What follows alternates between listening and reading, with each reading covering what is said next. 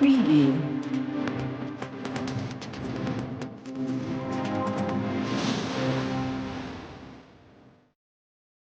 నమస్తే, welcome to మన Telugu TV. నేను మీ స్వప్న. ముందుగా హెడ్లైన్స్.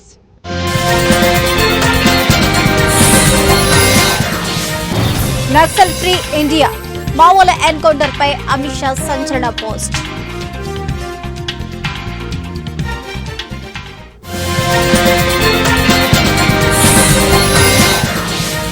మేడ్చల్ డబుల్ బెడ్రూమ్ ఇళ్ల వద్ద ఉద్రిక్తత, ఇరు వర్గాల మధ్య ఘర్షణ.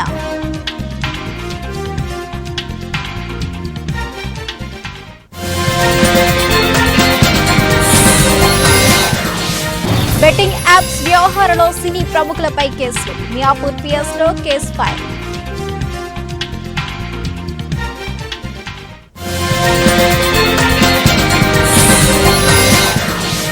లాభాలతో ముగిసిన స్టాక్ మార్కెట్లు. సెన్సెక్స్ 899, నిఫ్టీ 283.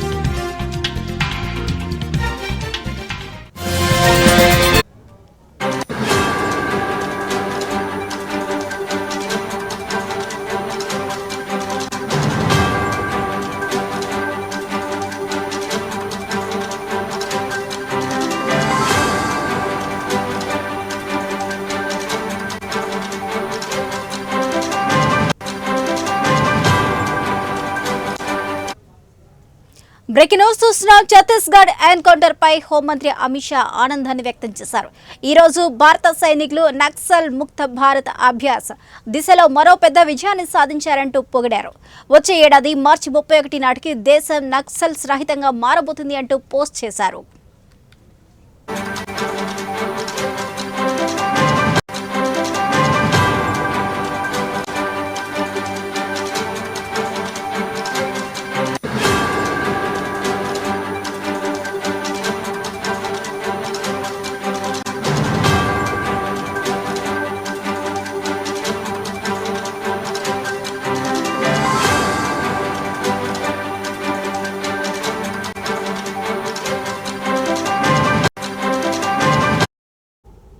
బ్రేకింగ్ న్యూస్ చూస్తున్నాం. ఛత్తీస్గఢ్ ఎన్కౌంటర్ పై హోంమంత్రి అమిత్ షా ఆనందాన్ని వ్యక్తం చేశారు. ఈ రోజు భారత సైనికులు నక్సల్ ముక్త భారత్ అభియాన్ దిశలో మరో పెద్ద విజయాన్ని సాధించారంటూ పొగిడేశారు. వచ్చే ఏడాది మార్చి 31 నాటికి దేశం నక్సల్స్ రహితంగా మారబోతుంది అంటూ పోస్ట్ చేశారు అమిత్ షా.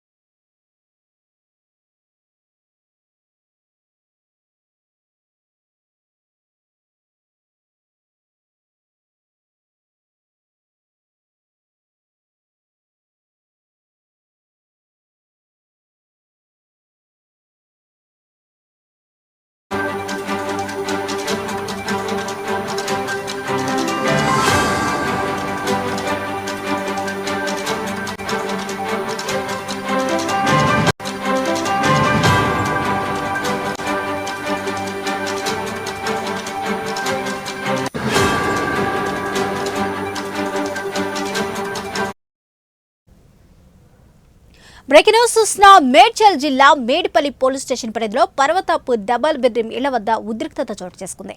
అసలైన లబ్ధిదారులు కాకుండా ఇతరులు వచ్చి తమ ఇళ్లలో ఉంటున్నారంటూ ఇంటి పట్టాలున్న లబ్ధిదారులు ఆగ్రహాన్ని వ్యక్తం చేశారు. ఇక దీంతో ఇరు వర్గాల మధ్య తోపులాట జరగడంతో ఇరువురికి గాయాలయ్యాయి. అయితే డబల్ బెడ్రూమ్ ఇళ్లలో ఉండేవారు గతంలో 60 గజాల స్థలం పట్టాలు ప్రభుత్వం సుమారు 400 మందికి ఇచ్చిందని, బేస్మెంట్ నిర్మాణాలు కూలగొట్టి మీకు డబల్ బెడ్రూమ్ ఇల్లిస్తామని అప్పటి ఎమ్మెల్యే సూరిరెడ్డి చెప్పి డబల్ బెడ్రూమ్లు నిర్మించారంటూ ఆరోపించారు. రంగంలోకి దిగిన పోలీసులు ఇరు వర్గాలను అడ్డుకొని అక్కడి నుంచి చెదరగొట్టారు.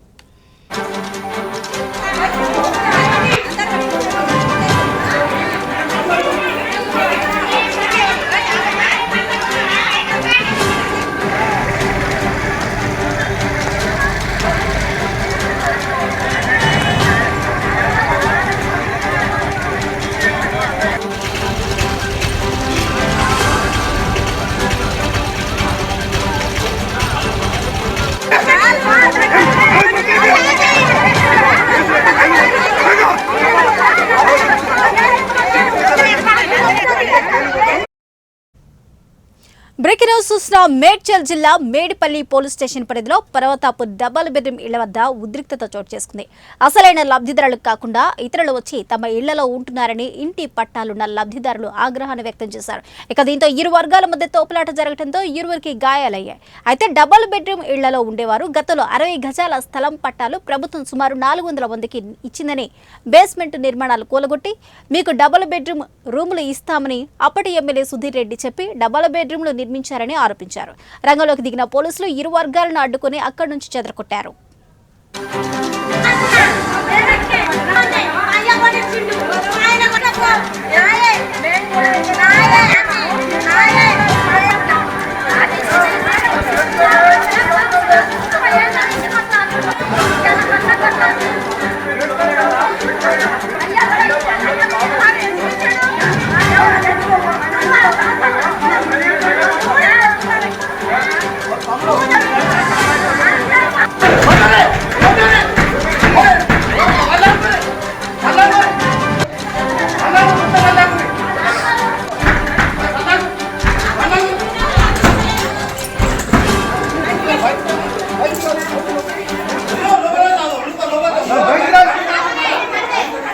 దగ్గరికి వచ్చినాం సార్. మాకు కావాలని వచ్చినాం, వద్దనుకొని రాలే. కాబట్టి ఈడ వచ్చినందుకు అలా ఉన్నోళ్ళు మమ్మల్ని బాగా దారుణంగా కొట్టిరు సార్. మమ్మల్ని ఎట్లా అంటే ఫోన్ ద్వారా ఇప్పుడు ఇంట్లో ఉండే దగ్గరికి పిలిపించుకొని మరీ కొట్టిర్రు. ఇప్పుడు ఉన్నాం, మాకు తెలిసిన మనిషే ఉంటుండు అనేసి మేము ఇంట్లో పోయి కూర్చున్నాం. దానివల్ల అదే మనిషి ఫోన్ చేసి పిలిపించుకొని మరీ కొట్టించిండు సార్. అది మాకు చిన్న పిల్లలు ఉన్నారు నాకు. ఇప్పుడు నాకు, నా మొగన్కి, మా అత్తకి, మేము ఉండేది ముగ్గురమే. నాకు 2 పిల్లలు తీసుకొని వస్తే వాళ్ళని ఏడవడేసి ఏడగొట్టిరో మాకే అర్థమైతలే. నా పిల్లలు నా దగ్గర కూడా లేరు సార్. ఇప్పుడు నా పిల్లలే దొరుకుతలేరు. ఇప్పుడు నా పిల్లలు కావాలి. నన్ను కొట్టిన వాళ్ళు కూడా ముందుకు వచ్చి మాట్లాడాలి. ఎమ్మటే ఎంఆర్ఓ ఆఫీస్ కూడా రావాలని, ఎంఆర్ఓ ఆఫీస్ నుంచి మేడం కూడా ఎంఆర్ఓ మేడం రావాలని కోరుకుంటున్నాం సార్. మేము వీడియో ఛానల్ వారికి మా హృదయపూర్వక ధన్యవాదాలు తెలుపుకుంటున్నాము. అయ్యా, గతంలో గత ప్రభుత్వము మాకు ఈ యొక్క డబల్ బెడ్రూమ్ పట్టాలనేది మాకు ఇవ్వడం జరిగింది. ఇచ్చిన తక్షణమే ఇక్కడికి వచ్చి మా ఇల్లు మేము స్వాధీనపరుచుకుందామని చెప్పేసి వచ్చినప్పుడు అన్నింటికీ కూడా తాళాలు వేయడం జరిగింది.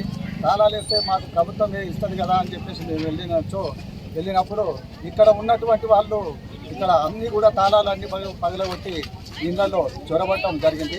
మేము ఎన్నోసార్లు వచ్చి అందరికీ కూడా వినతి పత్రాలు. ఇక సికింద్రాబాద్ కంటోన్మెంట్ లో రాజకీయ ఉనికి కాపాడుకోవడానికి ప్రతిపక్షాలు బడ్జెట్ పై విమర్శలు చేస్తున్నాయని రవాణా శాఖ మంత్రి పొన్నం ప్రభాకర్ స్పష్టం చేశారు. జనరంజకమైన బడ్జెట్ ను ప్రవేశపెట్టినట్లు పొన్నం ప్రభాకర్ తెలిపారు. కంటోన్మెంట్ ఆశా ఆఫీసర్స్ కాలనీ నుంచి గాంధీనగర్ వరకు 1,15,00,000 రూపాయల వ్యయంతో నిర్మించనున్న రహదారి పనులను రవాణా శాఖ మంత్రి పొన్నం ప్రభాకర్, కంటోన్మెంట్ శాసనసభ్యులు శ్రీ గణేష్, హైదరాబాద్ జిల్లా కలెక్టర్ అనుదీప్లు ప్రారంభించారు. కంటోన్మెంట్ నియోజకవర్గ అభివృద్ధికి ఎల్లవేళలా ప్రభుత్వం సహకారం అందిస్తుందని వెల్లడించారు. వేసవి నేపథ్యంలో ప్రజలకు తాగునీటి కష్టాలు తీర్చేందుకు హైదరాబాద్ నగర ప్రజాప్రతినిధులు, జలమండలి అధికారులతో త్వరలోనే సంయుక్త సమావేశాన్ని నిర్వహిస్తామని పేర్కొన్నారు.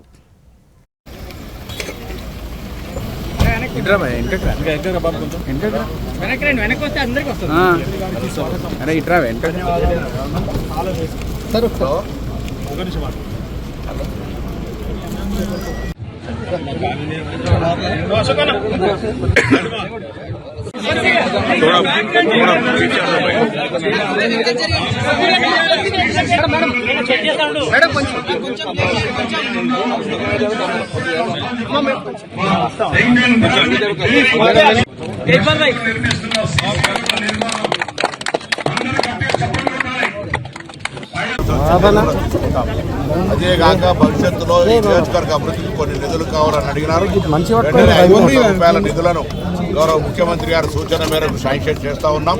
అవి త్రాగునీటి సౌకర్యాలకు సంబంధించి ఇతరత్ర అత్యవసర పనులకు వాడుకొని ఈ ప్రాంత ప్రజలకు ఇబ్బందులు రాకుండా ఈ యొక్క ఎండాకాలంలో ఉపయోగించాలని సందర్భంగా కోరుతూ, తప్పకుండా భవిష్యత్తుకు సంబంధించి కంటోన్మెంట్ నియోజకవర్గం మరి ఇక్కడ ఉన్నటువంటి జిహెచ్ఎంసీ పరిధి కంటోన్మెంట్ పరిధిలో సమస్యలు నలగకుండా గౌరవ శాసనసభ్యుడు ఎప్పటికప్పుడు మా దృష్టికి తీసుకొని వస్తూ ఉన్నారు.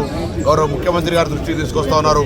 ఆ సమస్యలన్నింటినీ వెంటనే పరిష్కారం చేసి ఈ కంటోన్మెంట్ నియోజకవర్గాన్ని కూడా అభివృద్ధి దిశలో తీసుకుపోతామనే మాట సందర్భంగా మనం చేస్తున్నాం. తూతూ మంత్రంగా బడ్జెట్ ప్రవేశపెట్టారు. అసలు ఇది బడ్జెట్ అని చెప్పి బీఆర్ఎస్ ఈరోజు ఈ CC road laying stone foundation విచ్చేసిన పూర్తిగా SDF శాంక్షన్ అయిన తర్వాత ఊనగర్ కూడా ఎస్టిమేషన్ ఒక విషయం చోటు గారికి ఇంత చక్కగా కార్యక్రమం రాత్రిరంతా చూసుకున్న చోటు గారికి, రేమండ్ గారికి, అబ్రహాం గారికి ఇక ప్రవేశపెట్టిన బడ్జెట్ అన్ని వర్గాలకు, అన్ని కులాలకు, అన్ని శాఖలకు సమన్వయం చేసినట్లుగా ఉంది అన్నారు పీర్జాదిగూడ కార్పొరేషన్ కాంగ్రెస్ అధ్యక్షుడు రవి.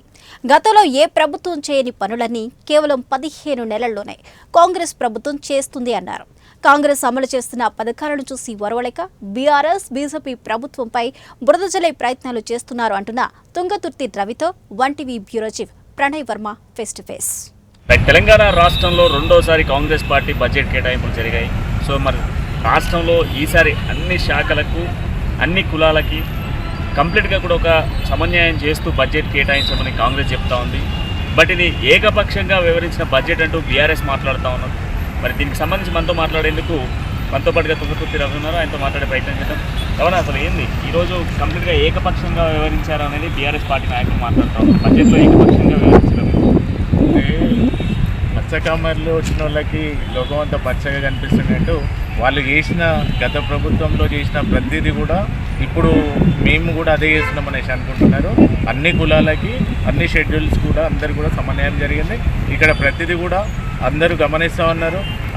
వాళ్ళు ఏదైతే సూచనలు ఏరి అనేసి అసెంబ్లీలో మాట్లాడితే ప్రతిదీ కూడా వెక్కిరింపులు వేయడం అవన్నీ కూడా ప్రజలందరూ కూడా గమనిస్తూ ఉన్నారు. సో గతంలో మేము కేటాయించిన బడ్జెట్ కన్నా చాలా తక్కువ బడ్జెట్లు కేటాయిస్తూ ఉన్నాం. ఈరోజు దేవాదాయ శాఖ కేవలం 190 కోట్లు మాత్రమే కేటాయించింది ప్రభుత్వం. గతంలో మేము 1000 కోట్లు కేటాయించినప్పటికీ ధూపదీప నైవేద్యాల కింద కేవలం 190 కోట్లు కేటాయించింది. ఎంతవరకు కరెక్ట్ అంటే బీజేపీ మాట్లాడుతాం. బీజేపీ వాళ్ళకి ఎప్పుడు కూడా అదొకటే కనిపిస్తూ ఉన్నది. ఇప్పుడు మనకి ప్రతిదీ కూడా చూడండి, వ్యవసాయానికి ముఖ్యమైన ప్రాధాన్యత ఇచ్చింది వ్యవసాయము, వైద్యం, విద్య. దీని తర్వాత వచ్చే బడ్జెట్లో మళ్ళీ కూడా పెడతారు. అయితే మేము ఏమంటున్నామంటే మనకి ఎప్పుడైతే ప్రజలకు ఇప్పుడు విద్య అన్నది అవసరం, గత 10 సంవత్సరాలలో ఒక్క స్కూల్ని డెవలప్మెంట్ లేదు, టాయిలెట్స్ కూడా లేవు, బీజేపీ వాళ్ళకి కనిపిస్తలేవు అనేసి ఇవన్నీ మేము అడుగుతా ఉన్నాం. ఇంకో చిన్న విషయం, మన వ్యవసాయ రంగం మన గత కాలంలో వాళ్ళు చేసిన అరాచకాల వల్ల, వాళ్ళు చేసిన అవినీతి వల్ల వ్యవసాయాన్ని పట్టించుకోలేదు. ఈరోజు స్పెషల్గా మా రేవంత్ రెడ్డి గారు ఈ ప్రజాపాలనలో కూడా ప్రతిదీ కూడా ఒక విచారణ చేసి ఏదైతే మళ్ళీ సబ్సిడీలు కావాలో అవన్నీ కూడా చేస్తూ ఉన్నారు. రైతులకు కూడా మంచి బడ్జెట్ ఇచ్చారనేసి మేము కాంగ్రెస్ చెప్తా ఉంది. కానీ రుణమాఫీ జరిగింది అని చెప్పేసి మాత్రం ప్రజలు మొదలుపెట్టే ప్రయత్నం చేస్తూ ఉన్నారు. ఈరోజు రుణమాఫీ ఎంతమందికి జరిగింది అనేది టీఆర్ఎస్ వాళ్ళు మాట్లాడుతున్న పాయింట్. 95% అయింది రుణమాఫీ. మేము ఏదైతే ఆ రోజు మేనిఫెస్టోలు ఇచ్చినట్లు మా ప్రజాపాలనలో మా పాలన వచ్చిన తర్వాత 2 లక్షల ప్రతి రైతుకి మేము రుణమాఫీ చేస్తామన్నాం. కొన్ని కేవైసీ బ్యాంకు ప్రాబ్లమ్స్ తప్పితే 2 లక్షలు అన్నది 100% అమలు జరిగింది. వాళ్ళు ఏంటంటే ప్రతిదీ కూడా దుమ్మెత్తి పోజమన్న ధోరణిలో ఉన్నారు తప్పితే చేసిన దాన్ని ఒప్పుకోవడం, మెచ్చుకోవడం వాళ్ళతోటి కాదు. ఇప్పుడు ఆమె కవిత కూడా ఏం మాట్లాడుతున్నది, ఆమెకు అర్థం లేని మాటలు మాడుతూ ఉన్నారు. ఇదంతా కూడా ఇప్పటికైనా కానీ ప్రతిదీ కూడా సవరించుకోవాలనేసి మేము తెలియజేస్తూ ఉన్నాం. డిక్లరేషన్ కంప్లీట్గా కూడా గతంలో మీరు చేశారు ఎన్నికల ముందు. సో మరి 42% రిజర్వేషన్ పెంచుతూ కూడా ఇది అసెంబ్లీలో ఆమోదం తెలిపింది. దీనిపై మరి కాంగ్రెస్ పార్టీ స్పందన ఏదైతే ప్రతిపక్షాలు ఉన్నాయి వాళ్ళందరూ కూడా మా ప్రజాపాలనకి ప్రతి ఒక్కరు కూడా మా రేవంత్ రెడ్డి గారికి మరియు మా మంత్రివర్గానికి కూడా ధన్యవాదాలు తెలియాలి. ఎందుకంటున్నామంటే దేశంలో ఎక్కడ కూడా లేని ఈ బీసీ కులగణన కానివ్వండి, ఈ ఎస్సీ వర్గీకరణ కూడా మన అసెంబ్లీ అంటే మీరు చూస్తున్నారు. ఎక్కడైతే మన కాంగ్రెస్ పార్టీ ఉన్నదో అక్కడ సంపన్న వర్గాలకు కూడా న్యాయం జరుగుతుంది అనేసి ఇదే సూచనగా మా ప్రజాపాలన సూచిస్తూ ఉన్నది. ఇప్పటికైనా నేర్చుకోవాలనేది తెలియజేస్తాం. గతంలో బీజేపీ కూడా చెప్పింది బీసీలకు సంబంధించి రాష్ట్రంలో బీసీలకు పెద్దపీఠం వేస్తాం, బీసీలకు సంబంధించినటువంటి రాష్ట్ర అధ్యక్షుని కావచ్చు లేదంటే ముఖ్యమంత్రిని చేస్తాం.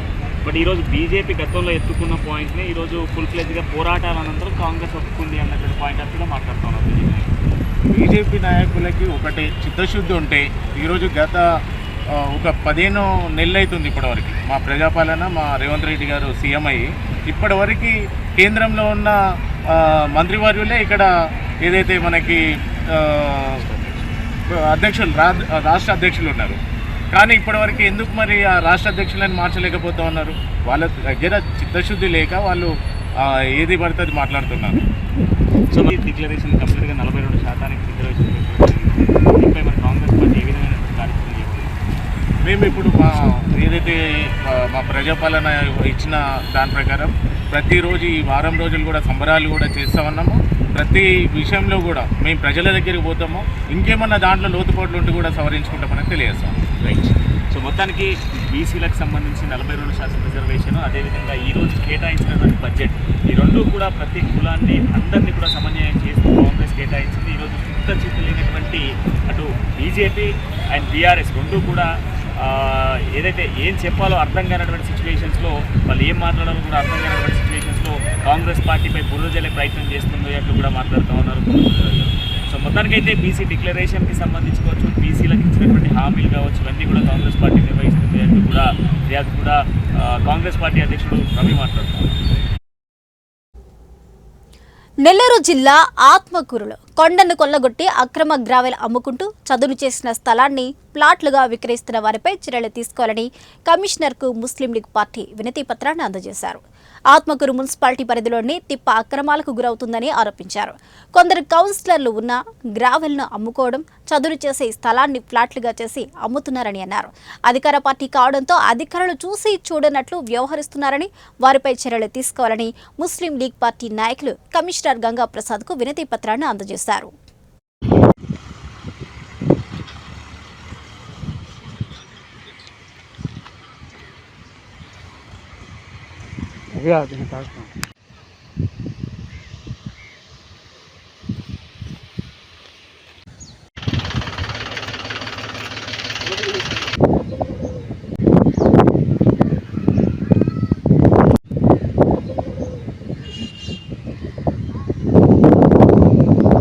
మునవర్ నా పేరు. ఆత్మకూరు మున్సిపాలిటీ ప్రాంతంలో తిప్ప ఉంది కదా పైన, ఆ తిప్ప మీద అంత ఆక్రమించి ప్రతి ఒక్కళ్ళు వచ్చి సదరం చేసి ఇళ్ళు వేసుకుంటారు. వాళ్ళు ఇష్టప్రకారంగా ఎవరికి చెప్పేది లేదు. ఏదైనా చెప్తే నీకేంది చెప్పేది సమాధానం అని చెప్తున్నారు. ఎవరికంటే వాళ్ళు దోచుకుంటున్నారు అంతా. ఇది మున్సిపాలిటీ ప్రాపర్టీ. ఇది దాని గురించి మీరు అధికారులు చూసి దాన్ని అరికట్టాలా, అది నా కోరిక. కమిషనర్ కాడికి పోయి ఒక అర్జీ ఇచ్చినాం. మేము అర్జీ ఇచ్చేటప్పుడు మా ముస్లిం పార్టీ గురించి మేము అర్జీ ఇచ్చినాము. దీన్ని ఏదైనా చేసినా మా పార్టీ తరఫు నుంచి మేము ఖండిస్తాం. దానికోసం ఎంత దూరమైనా మేము పోతాం. మేము మునవర్ నా పేరు. ఆత్మకూరు మున్సిపాలిటీ ప్రాంతంలో తిప్ప ఉంది కదా పైన, ఆ తిప్ప మీద అంత బెట్టింగ్ యాప్స్ ప్రచారం వ్యవహారంలో పలువురు సినీ ప్రముఖులపై కేసు నమోదైంది. హీరో రానా దగ్గుపాటి, ప్రకాష్ రాజ్, విజయ్ దేవరకొండ, మంచు లక్ష్మి, నిధి అగర్వాల్, ప్రణీత సహా మొత్తం 25 మంది సెలబ్రిటీలపై కేసు నమోదైంది. బెట్టింగ్ యాప్స్ ప్రమోషన్ల వ్యవహారంలో మియాపూర్ పోలీసులు కేసు ఫైల్ చేశారు.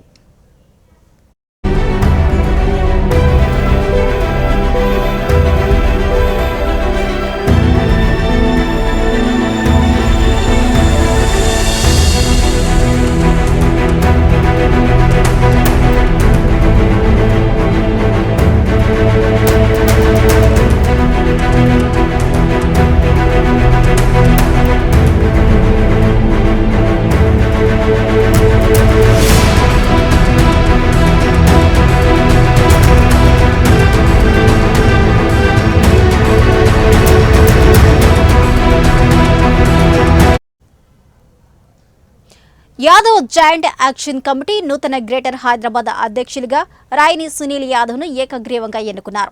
యాదవ్ జేఏసీ సంఘం ముఖ్య నాయకులు నియామక పత్రాన్ని అందజేస్తారు. తనకు ఇచ్చిన పదవి నియామకం పట్ల యాదవ్ జేఏసీ నాయకులు సునీల్ యాదవ్ కృతజ్ఞతలు తెలియజేశారు. తన వంతు బాధ్యతగా యాదవ్ సంఘ అభివృద్ధికి కృషి చేస్తామని తెలిపారు. అదేవిధంగా యాదవ్ల విద్య, ఉద్యోగ, వాణిజ్య ఇలాంటి అన్ని రంగాలలో అభివృద్ధి చెందాలని అన్నారు. అందుకు అనుగుణంగా యాదవులందరూ కలిసికట్టుగా పనిచేయాలని, యాదవ సామాజిక వర్గం ఐక్యమత్యంతో ఉంటే మిగిలిన బీసీ సామాజిక వర్గాలు యాదవులను వెంట నడుస్తారని అన్నారు.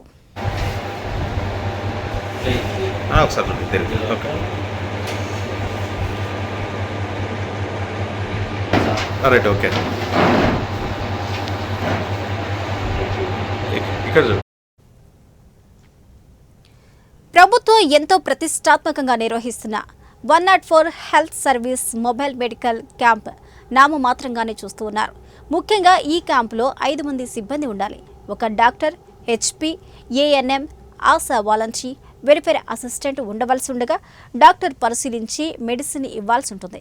కానీ ఆ డాక్టరే విధులకు డుమా కొడుతున్నారు.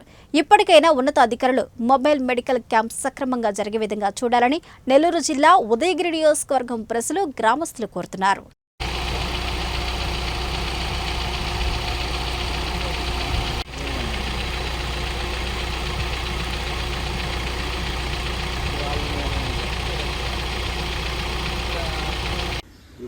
ఎండలు స్టార్ట్ ఎండలకి ఏదన్నా తేలి ఉంటుంది. ఒళ్ళంతా ఉందా? ఒళ్ళంతా ఉందా?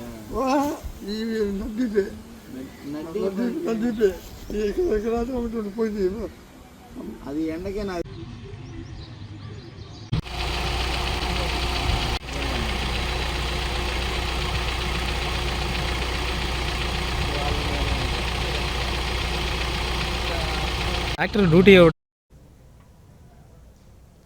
ఇక చిన్న సినిమాలను ఆధరిస్తే సినీ పరిశ్రమ ఆర్థికంగా పుంజుకుంటుందని సినీ నిర్మాత, ఎగ్జిబిటర్ అంబికా కృష్ణ అన్నారు.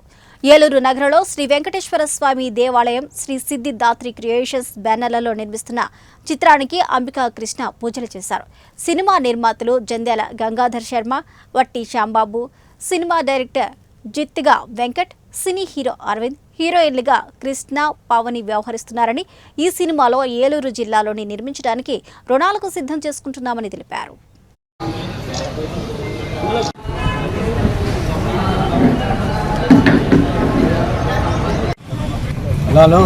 ఫోటోగ్రాఫర్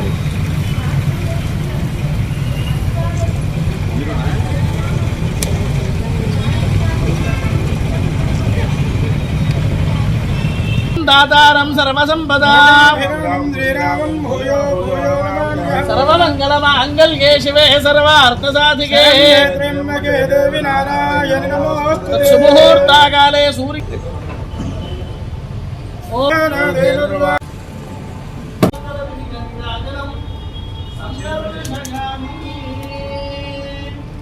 నమస్కారోమి ఏడుకొండలవాడ వెంకటరమణ గోవిందా. ఈ నెల 27 నుంచి 31 వరకు శ్రీశైల బ్రహ్మరాంబ మల్లికార్జున స్వామి క్షేత్రంలో ఉగాది మహోత్సవాలు ఘనంగా జరగనున్నాయి. ఉత్సవాలకు దేవస్థానం అన్ని ఏర్పాట్లు చేస్తుంది. ఉత్సవాలకు భారీగా భక్తులు తరలివచ్చే అవకాశం ఉండడంతో విస్తృత ఏర్పాట్లు చేస్తుంది. ఈ క్రమంలో ఉత్సవాల ఏర్పాట్లను ఈవో శ్రీనివాసరావు పరిశీలించారు. ఉగాదికి కర్ణాటక, మహారాష్ట్ర నుంచి పెద్ద సంఖ్యలో భక్తులు వస్తారని, అన్ని విభాగాల అధికారులు సమన్వయంతో భక్తులకు ఎలాంటి ఇబ్బందులు లేకుండా దర్శనాలు కల్పించాలని ఆదేశించారు. క్యూలైన్లు, పాతాళ గంగా తదితర ప్రదేశాలను పరిశీలించారు. ఉత్సవాలకు భారీగా భక్తులు తరలివచ్చే అవకాశం ఉండడంతో అన్ని ఏర్పాట్లు సరిచేస్తున్నారు.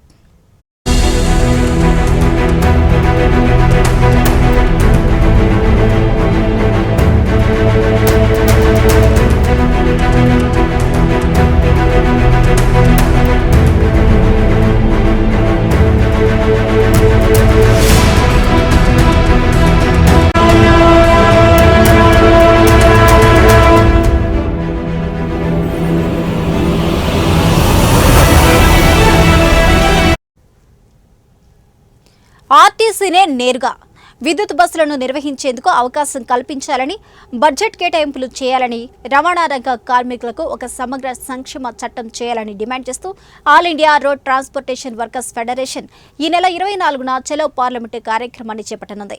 ఈ కార్యక్రమంలో రవాణా రంగ కార్మికులు పెద్ద సంఖ్యలో పాల్గొనాలని ఏలూరు డిపోలో ఉద్యోగులు పోస్టర్లను ఆవిష్కరించారు. రాష్ట్రంలో విద్యుత్ బస్సుల పాలసీని 2018లో ప్రవేశపెట్టిన ఈ ప్రభుత్వం తిరిగి దానిని 2024 డిసెంబర్ 11న పునరుద్ధరించిందని సిఐటియు జిల్లా అధ్యక్షులు లింగరాజు అన్నారు.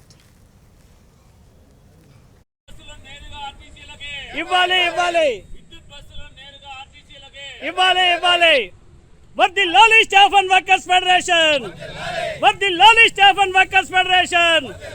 ఆపాలి విద్యుత్ బస్సుల పేరుతో ఆర్టీసీ ప్రైవేటీకరణను, విద్యుత్ బస్సుల పేరుతో ఆర్టీసీ ప్రైవేటీకరణను ఇవ్వాలి. నేరుగా ఆర్టీసీలకే విద్యుత్ బస్సులను, నేరుగా ఆర్టీసీలకే విద్యుత్ బస్సులను, నేరుగా ఆర్టీసీలకే జిల్లా అధ్యక్షుడు ఈరోజు ఏలూరులోని ఆర్టీసీ డిపో గ్యారేజీ వద్ద రేపు 24వ తారీఖున ఆర్టీసీ ప్రైవేటీకరణకు వ్యతిరేకంగా విద్యుత్ బస్సుల్ని ఆర్టీసీలో ప్రైవేటు వాళ్ళ ద్వారా ఏర్పాటు చేసి కాలక్రమంలో ఈ ఆర్టీసీని పూర్తిగా ప్రైవేటీకరణ చేయడం కోసం జరుగుతున్న కుట్రలను వ్యతిరేకిస్తూ ఆర్టీసీని రక్షించాలని, రవాణా రంగాన్ని, ప్రజా రవాణా రంగాన్ని రక్షించాలని కోరుతూ 24వ తారీఖున చలో ఢిల్లీ కార్యక్రమం జరుగుతూ ఉంది. దీంతో ఆర్టీసీ కార్మికులు, రవాణా రంగ కార్మికులు పెద్ద ఎత్తున పాల్గొనాలని చెప్పి సిఐటిగా మేము విజ్ఞప్తి చేస్తూ ఉన్నాం. ఈరోజు విద్యుత్ బస్సులకి సిఐటి వ్యతిరేకం కాదు, ఆ విద్యుత్ బస్సుల్ని ఆర్టీసీకే నిర్వహణకి ఇవ్వాలని చెప్పేసి మేము ప్రత్యక్షంగా డిమాండ్ చేస్తూ ఉన్నాం. చాప కింద నీరులాగా ప్రైవేటీకరణ ప్రోత్సహించడం కోసం ఈరోజు గత ప్రభుత్వం కానీ ఈ ప్రభుత్వం కానీ ప్రజలకి ఎంతో ఉపయోగపడుతున్న ఆర్టీసీ సేవల్ని అత్యంత చౌకగా ప్రజలకి, గ్రామీణ ప్రాంతాలకు ఉపయోగపడుతున్న ఆర్టీసీ సేవల్ని ప్రైవేటీకరణ చేసి కొద్దిమంది పెట్టుబడిదారులకి వందల కోట్ల రూపాయల లాభాలు చేకూర్చడం కోసం గత ప్రభుత్వం ఈ ప్రభుత్వం కూడా కుట్ర పన్నాయి. అంబేద్కర్ కోనసీమ జిల్లా ద్రాక్షారామం పోలీస్ స్టేషన్ పరిధిలో సంచలనం సృష్టించిన ఫైనాన్సర్ పిల్లి రాజు అదృశ్యం కేసులో మిస్టరీ వీడింది.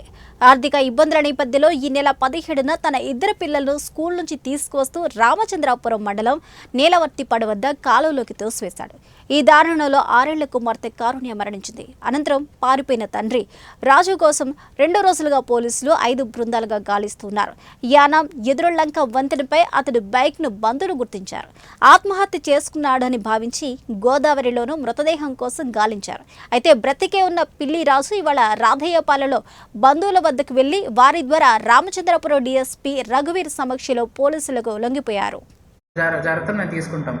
మహిళా పోలీసులను కూడా యాక్టివేట్ చేసి అందరినీ తగిన సమాచారం ఇవ్వాల్సిందిగా మేము ఆదేశాలు ఇవ్వడం జరిగింది ఇప్పటికే. అట్లానే మీ ఇంటి చుట్టుపక్కల ఎవరైనా సూసైడల్ టెండెన్సీ ఉన్నా, ఎవరైనా అప్పుల బాధల్లో ఉన్నా, ఇట్లాంటి బాధలు ఎవరైనా ఉన్నా, సూసైడ్ చేసుకోబోతున్నారు అని తెలిసినా, ఆల్రెడీ అటెంప్ట్ చేసినట్టు తెలిసినా కూడా వెంటనే మాకు పోలీసులకు సమాచారం ఇచ్చినట్లయితే మేము సత్వరమైన యాక్షన్ తీసుకోవడం జరుగుతుంది. అందరికీ నమస్కారం అండి. మొన్న 17వ తారీఖు మార్చి 17వ తారీఖు రాయవరం మండలం వెంటూరు గ్రామానికి చెందిన పిల్లి రాజు అనే అతను తన ఇద్దరు పిల్లల్ని తీసుకుని భాష్యం స్కూల్లో రామచంద్రపురం టౌన్లో చదువుతున్న తన ఇద్దరు పిల్లల్ని తీసుకుని మధ్యాహ్నం 1 గంటల సమయంలో గణపతి నగరం దగ్గర ఏటిగట్టు దగ్గర కాలువలో పడేయడం జరిగిందండి. తన ఇద్దరు పిల్లల్ని, కొడుకు పేరు రామసందీప్ 10 ఏళ్ళు, కూతురు పేరు కారుణ్యశ్రీ 7 ఏళ్ళు. వీళ్ళిద్దరు పిల్లల్ని పడేసి తన పరారీలోకి వెళ్ళడం జరిగింది. అందులో కూతురు కారుణ్యశ్రీ చనిపోవడం జరిగిందండి. కర్నూలులో స్థానిక అంబేద్కర్ విగ్రహం దగ్గర మాల సంఘాల జేఏసీ నాయకులు హలో మాల చెలో తిరుపతి వాల్ పోస్టర్ను విడుదల చేశారు. రాష్ట్రంలో చంద్రబాబు నాయుడు మాలల్ని అణచివేతకు గురి చేయాలని చూస్తున్నారంటూ తెలిపారు. భారత రాజ్యాంగంలో ఆర్టికల్ 341 వర్గీకరణ చేయడానికి కుదరదు అని తెలుపుతుందని, రాజ్యాంగానికి విరుద్ధంగా ఎస్సీ వర్గీకరణ చేసి తన పంతం సాధించుకోవాలని చూస్తే మాలల ఆగ్రహానికి గురికాక తప్పదని హెచ్చరించారు. ఈ రాష్ట్రంలో అత్యధిక జనాభా కలిగిన మాలలకి ప్రతి జిల్లాలో 10% రిజర్వేషన్ కల్పించాలి అన్నారు. ఎస్సీ వర్గీకరణకు సంబంధించి అసెంబ్లీలో తీర్మానం చేస్తే మాలలు చూస్తూ ఊరుకోరని అన్నారు. ఈ నెల 23న జరిగే హలో మాల చెలో తిరుపతి మాలల సింహ గర్జన కార్యక్రమం విజయవంతం చేయాలని వారు పిలుపునిచ్చారు. కదలి రావాలని చెప్పేసి పిలుపునివ్వడం జరిగింది. మాల సంఘాల జేఏసీ ఆధ్వర్యంలో ఈ యొక్క పోస్టర్ విడుదల సందర్భంగా ఈ రాష్ట్రంలో మేము చంద్రబాబు నాయుడు గారిని ఒక విషయాన్ని అడుగుతున్నాం. మీరు వర్గీకరణ చేయాలని అనుకున్నప్పుడు ముందుగా ఈ రాష్ట్రంలో జనాభా లెక్కలు, మాలలు ఎంతమంది ఉన్నారు, మాదిగలు ఎంతమంది ఉన్నారు, రెల్లి కులస్తులు ఎంతమంది ఉన్నారు, 50 ఉప-9 కులాలు ఈ రాష్ట్రంలో ఏ కులాలు ఎంతమంది జనాభా లెక్కలు ఉన్నారో అవి తేల్చినాక ఆ జనాభా నిష్పత్తి ప్రకారము రిజర్వేషన్ 23% పెంచి మీరు వర్గీకరణ 341 ఆర్టికల్ సవరణ ప్రకారము మీరు వర్గీకరణను మీరు ముందుకు రావాలి. అంతేగాని మీరు ఏదో ఓట్ల రాజకీయాల కోసము ఐకమత్యంగా ఉన్నటువంటి మాలా మాదిగలను మీరు విడదీసి మీ స్వార్థాల కోసము ఒక్కసారిగా ధనవంతులు కావాలి అనే దురాస్తం. ఈ నెల 16న రాత్రి బస్సులో పంపిన పార్సిల్ దోపిడీకి ప్రయత్నించిన 3 నిందితులను పరపనహల్లి పోలీసులు పట్టుకుని నిందితుల నుంచి 62 లక్షల విలువ చేసే బంగారు ఆభరణాలను స్వాధీనం చేసుకున్నట్లు ఎస్పీ తెలిపారు. కర్ణాటక రాష్ట్రం విజయనగరం ప్రాంతంలో బంగారు డిజైన్ చేసే కళాకారుల సంఖ్య తక్కువగా ఉండడంతో విజయపురంలో ఉన్న బంగారు దుకాణ యజమానులు ఆభరణాలను డిజైన్ చేసేందుకు దవనగిరికి పంపుతారు. దవనగిరిలో తయారు చేసిన బంగారు డిజైన్ల ఆభరణాలను తిరిగి విజయపురంకు చేరవేసే పనిని ఈ బస్ చాలా ఏళ్లగా చేస్తుంది. అలా తయారు చేసిన బంగారు ఆభరణాల పార్సిలను ఈ ప్రైవేటు బస్సులో దవనగిరి నుంచి విజయపురకు పంపగా బస్ డ్రైవర్, కండక్టర్ గతంలో ఫైనాన్స్ చేసిన నిత్యానంద అనే వ్యక్తితో చేతులు కలిపి ఈ ಮೋಸಕ್ಕೆ ಪಾಲ್ಪಟ್ಟರು. ಪಾಸ್ ಆಗ್ತಿದ್ದಂತಹ ಒಂದು ದುರ್ಗಾಂಬ ಎನ್ನುವ ಬಸ್ನಲ್ಲಿ ಅದು ದಾವಣಗೆರೆ ಶಿವಮೊಗ್ಗದಿಂದ ಹೊರಟು ಶಿವಮೊಗ್ಗ ಮತ್ತು ದಾವಣಗೆರೆ ನಂತರ ಅದು ಹರಪನಹಳ್ಳಿ ಮುಖಾಂತರ ಹೊಸಪೇಟೆ ನಂತರ ವಿಜಯಪುರ ಇಲ್ಲಿಗೆ ಹೋಗುವಂಥ ಬಸ್ನಲ್ಲಿ ಒಂದು ಸೆಕೆಂಡ್ ರೀ ಮತ್ತೆ భారత స్టాక్ మార్కెట్ సూచీలు ఇవాళ భారీ లాభాలతో ముగిశాయి. ట్రేడింగ్ ముగిసే సమయానికి సెన్సెక్స్ 899 పాయింట్ల లాభంతో 76,348 వద్ద ముగిగా నిఫ్టీ 283 పాయింట్ల లాభంతో 23,190 వద్ద స్థిరపడింది. ఇవాళ 2,296 షేర్లు లాభాలతో కలకల్లాడగా 1,554 షేర్లు నష్టపోయాయి. 124 షేర్ల విలువలో ఎలాంటి మార్పు లేదు. అన్ని ప్రధాన రంగాలకు చెందిన షేర్లు జోరుగా ట్రేడ్ అయ్యాయి. ఐటీ, ఎఫ్ఎంసీజీ, రియాలిటీ, టెలికాం షేర్లలో 1% పెరుగుదల కనిపించింది.